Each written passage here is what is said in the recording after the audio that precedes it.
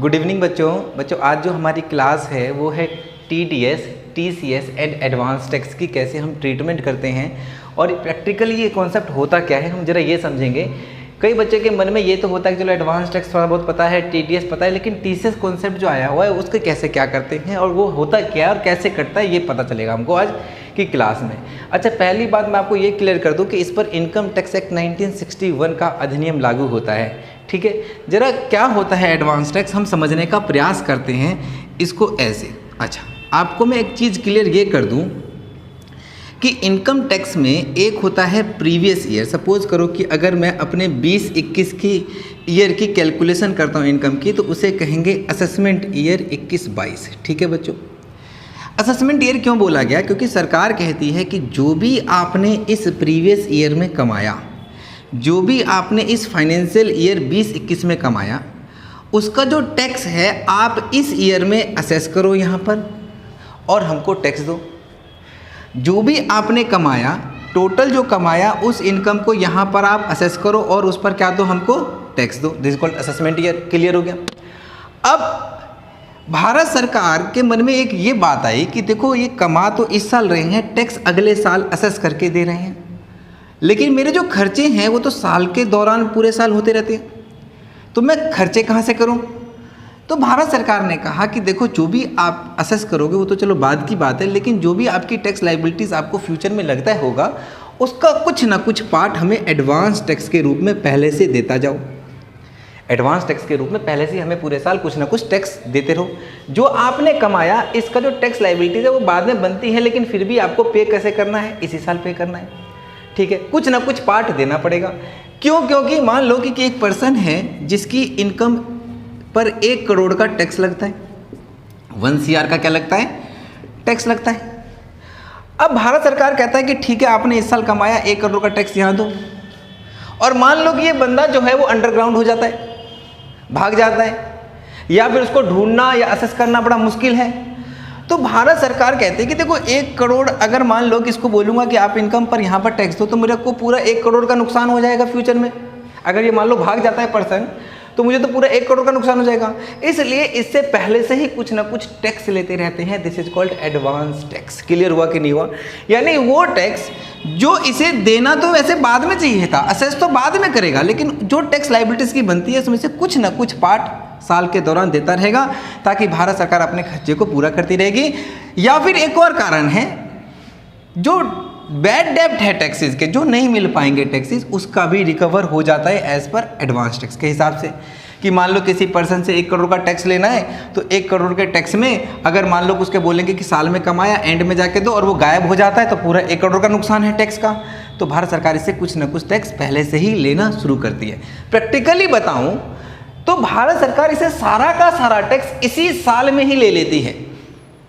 Advance tax का concept ही यही है कि मैं इससे यहाँ पर क्यों टैक्स लूँ, मैं यहीं पर इससे पूरा टैक्स ले लूँगा, तो आपकी जो टैक्स लाइबिलिटीज़ हैं वो पूरा इसी साल वो ले लेता है। हालांकि वो असेस इसको बाद में करता है।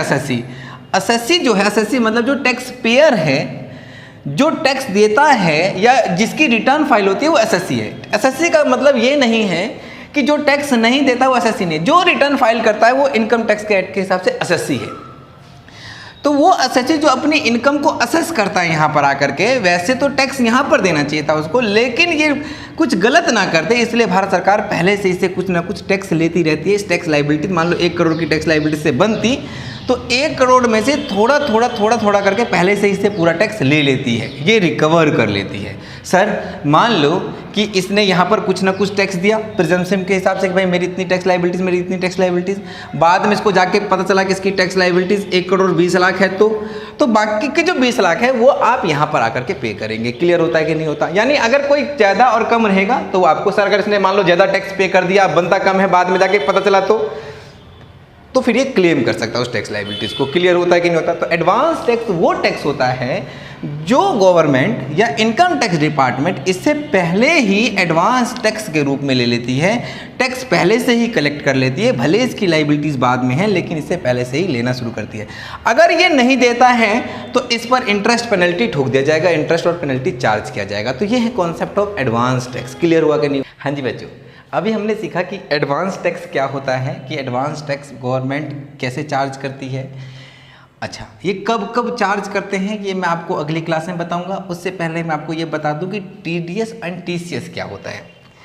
प्रैक्टिकली क्या होता है, एक सिंपल सा एग्जांपल लेते हैं। मिस्टर ए ने गुड्स एंड सर्विस दिया मिस्टर बी को, गुड्स एंड सर्विस प्रोवाइड किया मिस्टर बी को, और इसके बदले क्योंकि मिस्टर बी ने गुड्स एंड सर्विस लिए हैं तो मिस्टर बी क्या करता है, मिस्टर ए को पेमेंट करता है। ठीक, गवर्नमेंट को मिस्टर ए ने टैक्स देना है क्योंकि गवर्नमेंट कहती है कि मिस्टर ए आपकी इनकम हुई, आपने मिस्टर बी को गुड्स एंड सर्विस दिया और मिस्टर बी ने आपको पेमेंट करी है, इसलिए मिस्टर ए आपकी इनकम पर टैक्स हमें लेना है। अब गवर्नमेंट के पास दो ऑप्शन है, या तो गवर्नमेंट साल के एंड तक रुके, जब ये रिटर्न फाइल करेगा तो उस पर इनकम पे टैक्स ले ले, लेकिन गवर्नमेंट कहती है कि नहीं, मैं मिस्टर ए का इंतज़ार तो नहीं करूँगा कि वो कब रिटर्न फाइल करेगा और कब वो मुझे टैक्स देगा, मुझे क्या करना है, मुझे तो टैक्स आज ही चाहिए। मिस्टर ए कहता है कि ठीक है, लेकिन मैं तो, मेरी इनकम उतनी है ही नहीं कि मैं आपको टैक्स दे दूँ। मिस्टर ए को इनकम टैक्स डिपार्टमेंट कहता है ठीक है, कोई नहीं, अभी आप टैक्स पे कर दो, हम आपसे बाद में, अगर आपकी इनकम नहीं हुई तो हम आपको बाद में वापस कर देंगे, आप रिफंड ले लेना हमसे। ठीक है, ओके, ठीक है। अब मिस्टर ए जो है, मान लेते हैं बहुत गरीब है, छोटा एसएससी है, वो रिटर्न फाइल नहीं भी करेगा या करता भी है तो अपनी इनकम मान लो वो नहीं दिखाता है, तो इसमें तो गवर्नमेंट को टैक्स मिलेगा नहीं।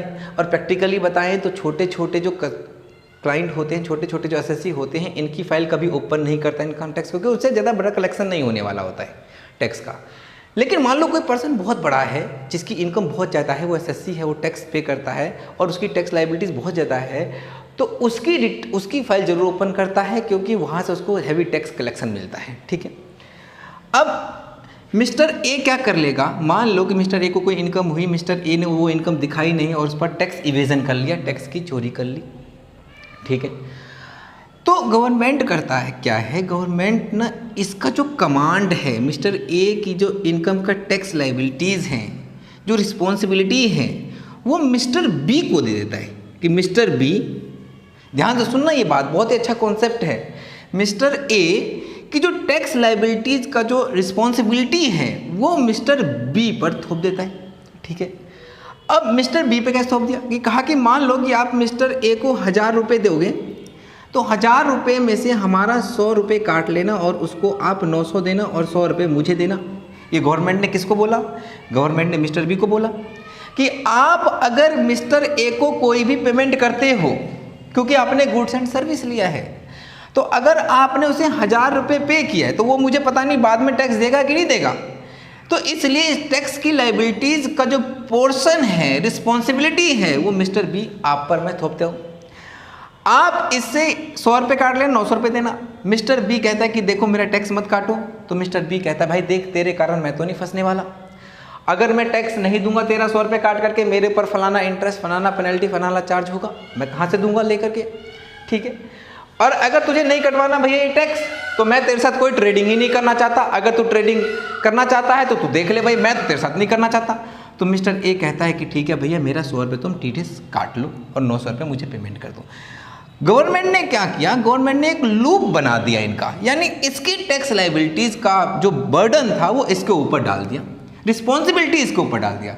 अब मिस्टर बी इसके कारण अपने आप पर पेनल्टी और इंटरेस्ट होने लगवाएगा। एक लॉजिकल सी बात है कि कहा कि भैया मिस्टर ए, ये तेरी टैक्स लायबिलिटीज़ हैं लेकिन मैं पे कर रहा हूँ, मुझे पे करना है, इसलिए मैं 900 रुपये तुझे दूंगा, 100 रुपये मैं तेरा टैक्स काट करके भारत सरकार को, इनकम टैक्स डिपार्टमेंट को दे दूंगा। ठीक है, तो इन्होंने क्या बनाया, इनकम टैक्स डिपार्टमेंट ने लूप बना दिया, यानी किसी और पर्सन की रिस्पॉन्सिबिलिटी किसी और पर्सन पे डाल दी, जिससे क्या होगा, टैक्स का जो इवेजन होगा वो नहीं हो पाएगा, टैक्स की जो चोरी होगी वो नहीं हो पाएगी।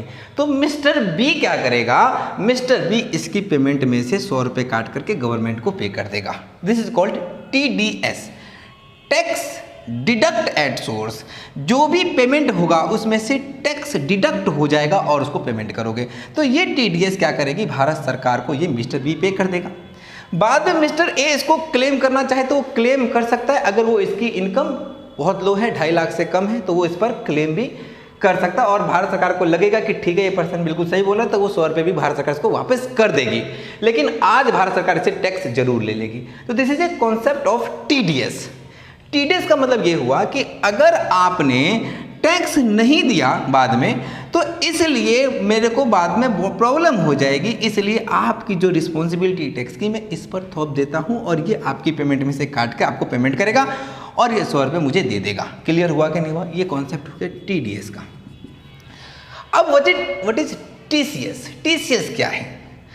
अब टीसीएस में क्या किया, अब देखो tax deduct and tax collect.